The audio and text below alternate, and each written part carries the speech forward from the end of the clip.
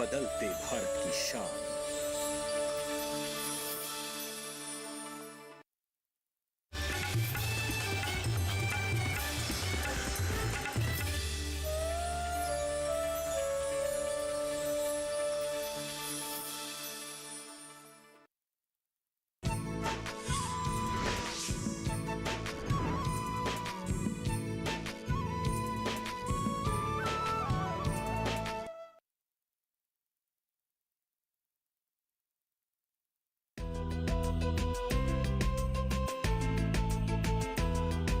शिक्षा ज्ञान का प्राण होता है और यही ज्ञान सही और गलत का पहचान कराते हैं।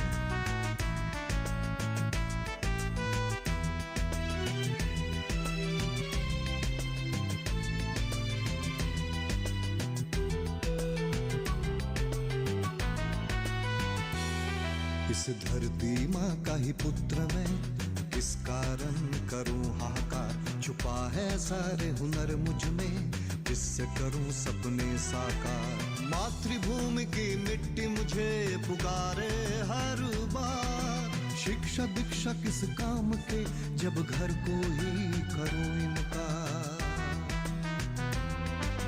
भूलो ना कभी अपनों का प्यार, जिसके जीवन तुझ पे नौछार। भूलो ना कभी अपनों का प्यार, जिसके जीवन तुझ पे नौछार।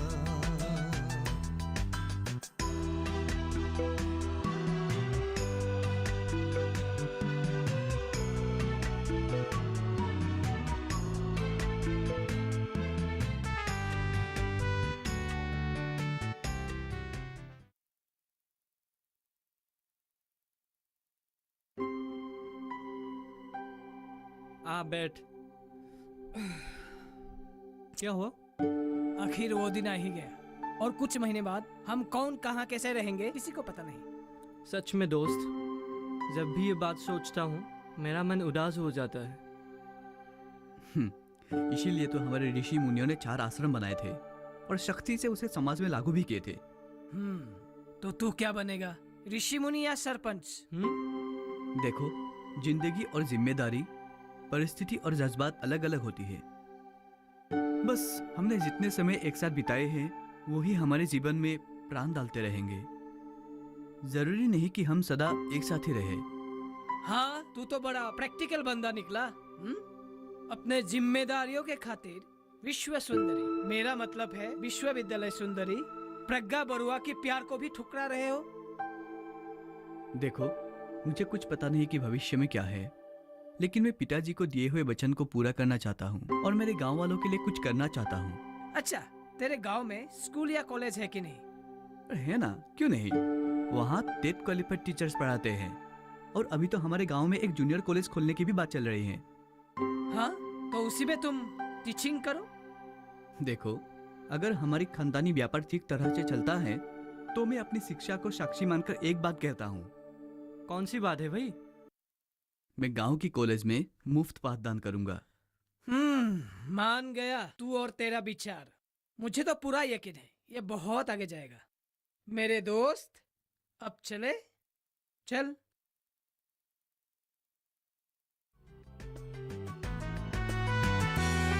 इस धरती माँ का ही पुत्र मैं, किस कारण करूं हाहाकार। छुपा है सारे हुनर मुझ में, जिससे करूं सपने साकार। मातृभूमि की मिट्टी मुझे पुकारे हर बार। शिक्षा दीक्षा किस काम के, जब घर को ही करो इनकार।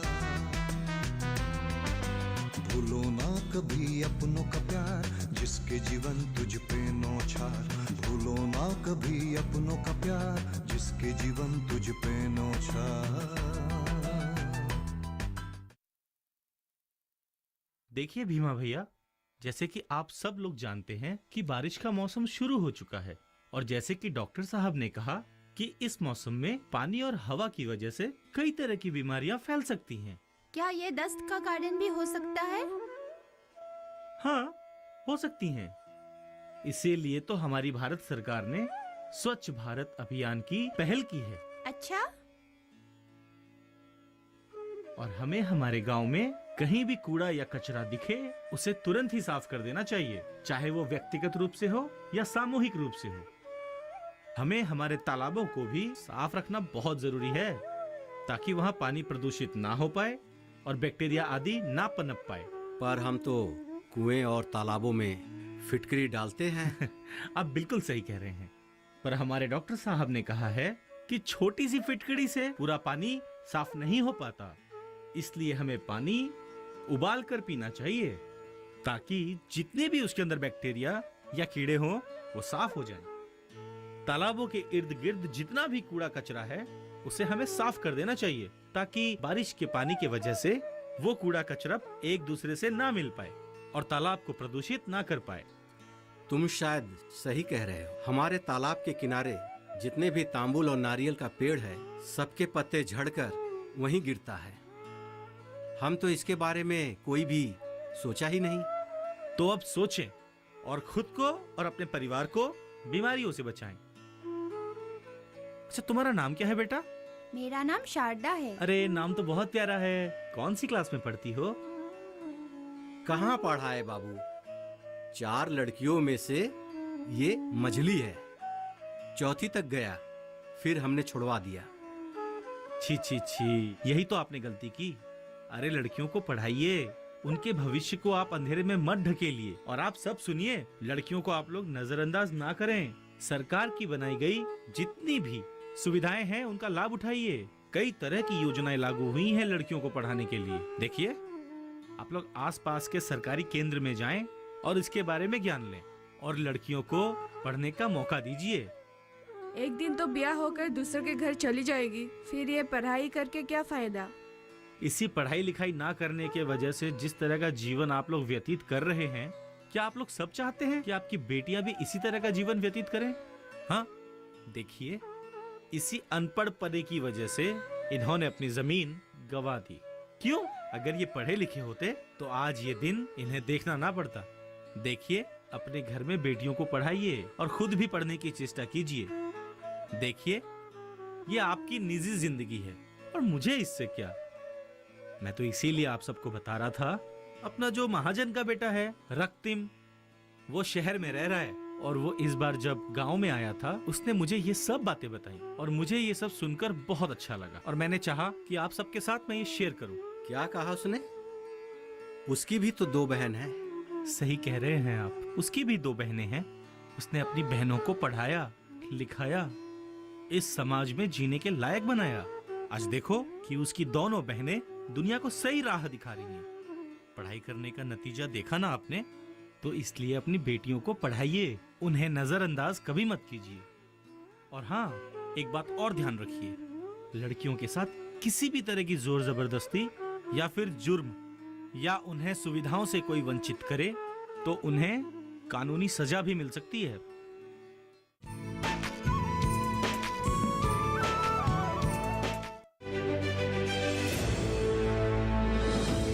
खुशहाल होंगे खेत, पशु भी रहेंगे स्वस्थ।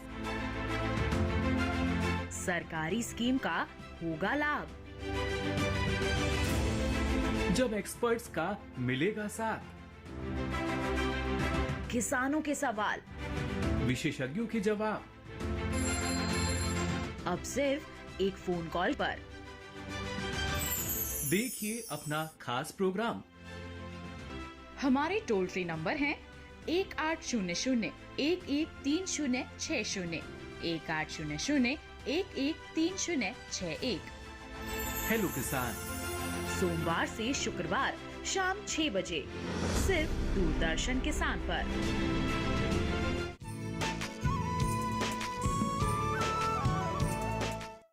रक्तिम के पुरखों की जो जमीन है और पुश्तैनी जो कारोबार है, उन्हें उसकी बहन ही चला रही है। परी, अपनी परी।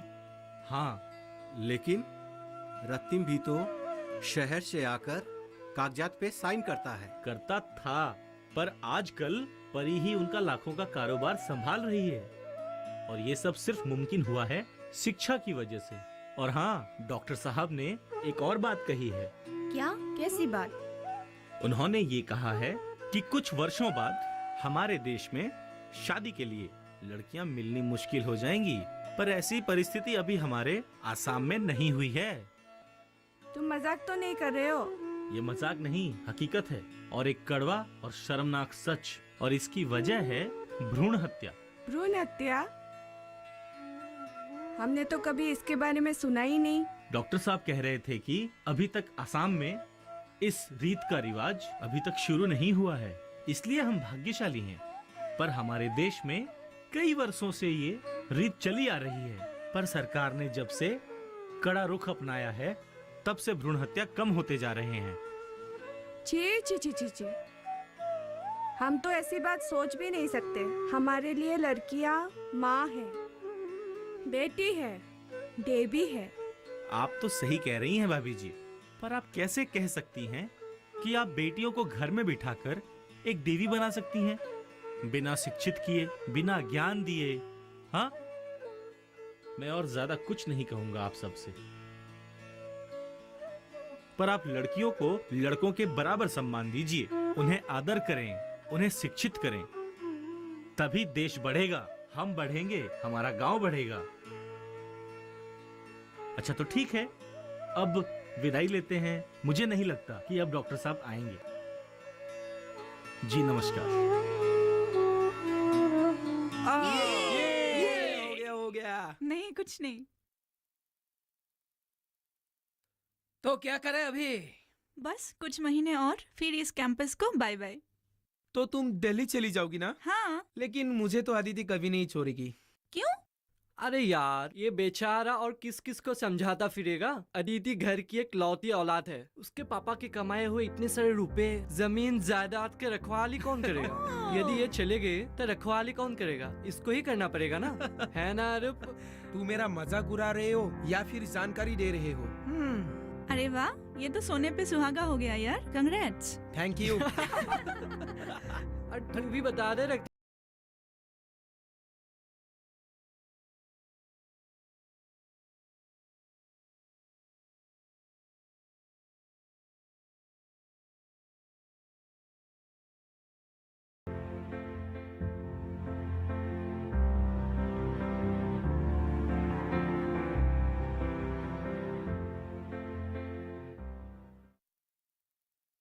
तू आज काफी समय लगाया इंटरनेट पे। हाँ, बहुत सारी चीजें डाउनलोड की है आज। क्या चीज? यूनिवर्सिटी के सोकल्ड बहुत सारे मॉडर्न बंदे को जो गलत साबित करना है, उसी के प्रबंध में लगा हुआ था। कैसी बातें कर रहे हो तुम? एक्चुअली उन लोगों को धर पकड़ के मुझे सबक नहीं सिखाना है। यदि मैं गांव में रहकर तरक्की कर पाऊँ तो उन लोगों के धारणाओं में बदलाव आ जाएंगे। तू क्या समझता है, तेरी तरक्की से वे लोग क्या सबक लेंगे? जरूरी थोड़ी होती है कि हर बीए पास या एमए पास को नौकरी ही मिल जाए। हैरानी होती है ये देखकर, न जाने गांव के कितने बच्चे गांव छोड़कर शहर आ जाते हैं नौकरी करने के लिए या पढ़ाई करने के लिए, पर उनमें से लगभग 80% लोग बेरोजगार ही रह जाते हैं। हताशा में न जाने क्या क्या कर जाते हैं। सबका अपना अपना दिमाग है, लगाए अपनी जिंदगी के लिए। इन्हीं सब शहरी सपनों के पीछा करते करते लड़के लड़कियां अपने गांव में मिलने वाले अवसरों के बारे में भूल ही जाते हैं, और खेतीबाड़ी की बातें तो उनके लिए पहेली बन के रह जाती है। मैंने तुमको इंटरनेट के बारे में पूछा था और तूने इतना बड़ा लेक्चर। इसी पे आने के लिए तो ये भूमिका देनी पड़ी। अरे तुम भी तो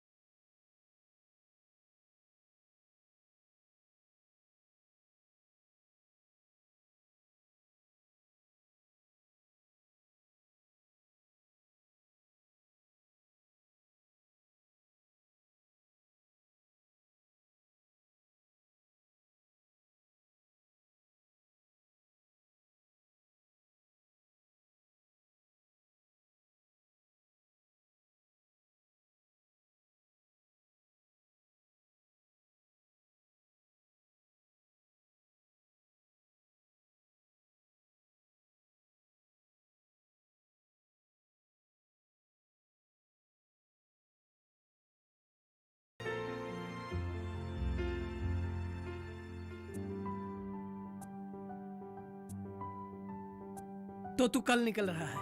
हाँ यार, कल तो मुझे जाना है। अच्छा, तो जाके वही पहले स्कूल में काम करोगे? हाँ यार, मैंने पिताजी को वचन दिया था, अब मुझे वो वचन पूरा करना है। अरे जब से तुम्हें मिला हूँ तुम यही बात पर अटल हो। तुम्हारे इस सिद्धांतों को और तुम्हें सलाम करता हूँ दोस्त। अरे यार, ऐसे क्यों कर रहे हो? सुन, अगर हम जैसे पढ़ाई लिखाई करने वाले लोग भी सिर्फ नौकरियों के पीछे दौड़ने लगे और खेती बाड़ी व्यापार इन सब कामों को अगर नजरअंदाज करे तो ये सब काम कौन करेगा? और इन सब कामों के लिए भी शिक्षा बहुत जरूरी होता है। अरे हमने तो ऐसे सोचा भी नहीं यार। हाँ यार, अगर शिक्षा हो तभी प्लानिंग करके इन कामों से मुनाफा कमा सकते हैं। तुम्हारे ये बातों को समझे बिना हम लोगों ने तुम्हें बहुत भला बुरा कहा, हमें माफ कर देना दोस्त। अरे कैसी बातें कर रहे हो यार? तुम लोग मेरे दोस्त हो, मैं क्या तुम लोगों को कभी बुरा मान सकता हूँ? हाँ, लेकिन कभी कभी ऐसी बातें मुझे भी चोट पहुंचाती थी। हाँ, लेकिन मुझे पूरा यकीन था कि ये सब बातें तुम लोग एक दिन जरूर समझ जाओगे। और देखो, आज तो यही हुआ। तुम्हारे इन बातों को सुनकर मैं ये जोर देकर कह सकता हूँ, तुम्हारा तरक्की तो पक्का ही है, साथ में तुम्हारा घर का और हमारा देश का भी तरक्की पक्का है।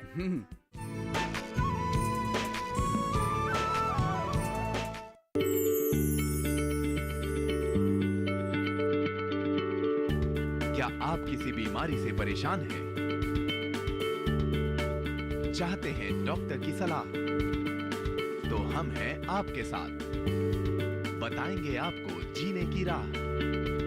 समस्याएं आपकी, समाधान देश के मशहूर विशेषज्ञों के। घर बैठे बात करें देश के जाने माने डॉक्टरों से। हमारे लाइव प्रोग्राम स्वस्थ किसान में हर शनिवार शाम 6 बजे से 7 बजे तक।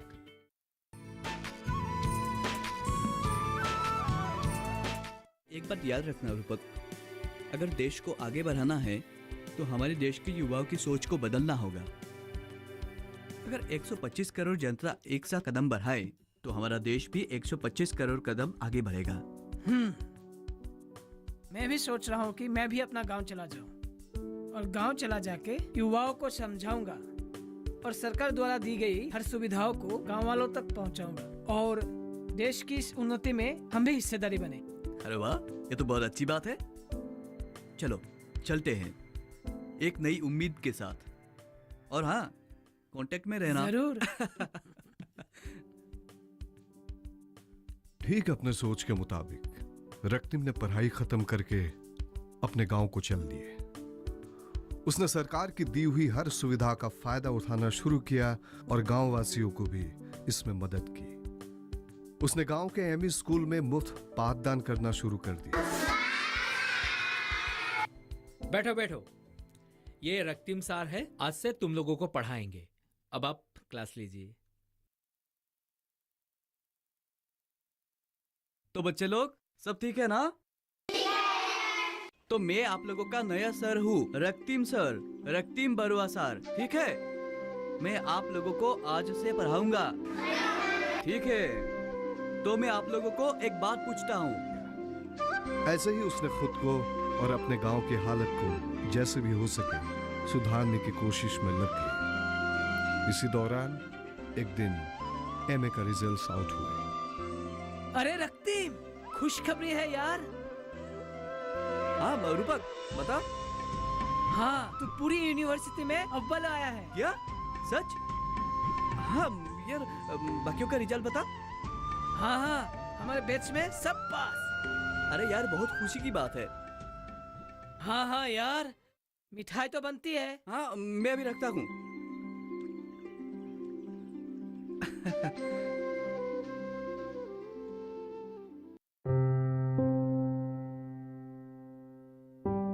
दादा। अरे रক্তিम, कैसे हो? मैं ठीक हूँ दादा। अच्छा दादा, अब गर्मियों की छुट्टियों में घर जाओगे? हाँ, सोच रहा हूँ।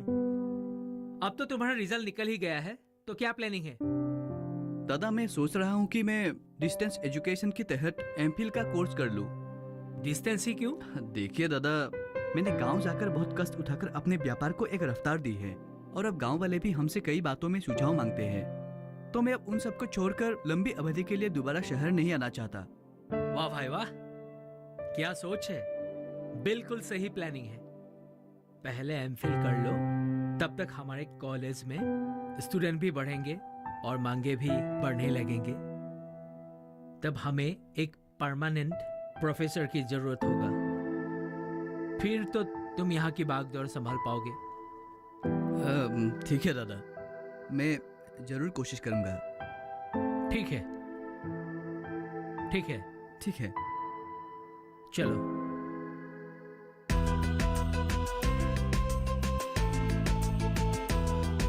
शिक्षा ज्ञान का प्राण होता है और यही ज्ञान सही और गलत का पहचान कराते हैं।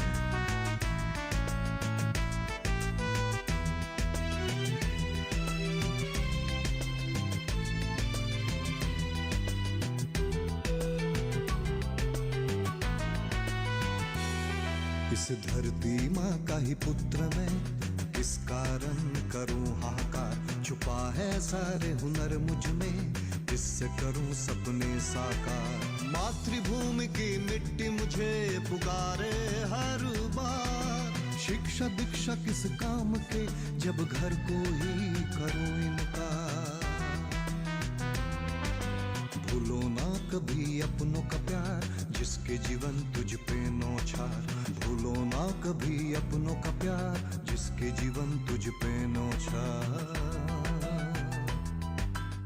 इसी तरह रक्तिम गांव के हर नौजवानों के लिए एक मिसाल बन गया और रक्तिम ने साबित भी किया कि जननी जन्मभूमि सर्गदपि गरियसी।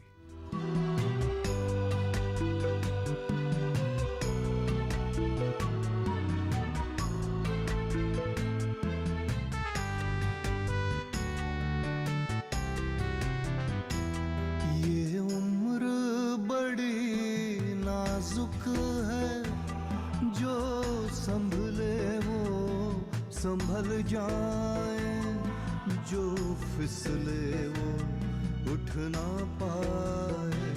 ये बात है 100 बातों में, जो फिसले वो उठ ना पाए।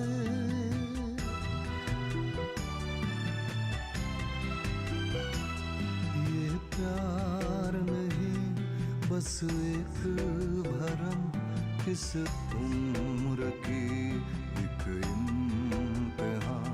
जोड़ने का नाम प्यार है, तोड़ने की बात ये कभी ना करें।